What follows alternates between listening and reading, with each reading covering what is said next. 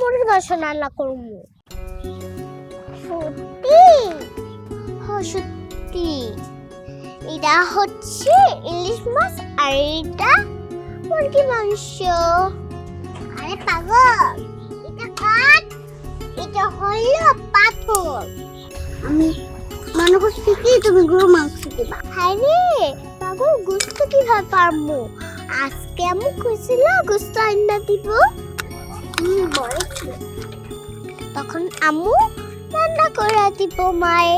যাচ্ছি না, এটা ধর পোলাও। দেখতো কেমন হয়েছে? অনেক মজা হয়েছে, তুই দেখে অনেক মজা রান্না করতে পারোস। আজকে আম্মু মুরগি মাংস আনলে আমরা খামু, ঠিক আছে?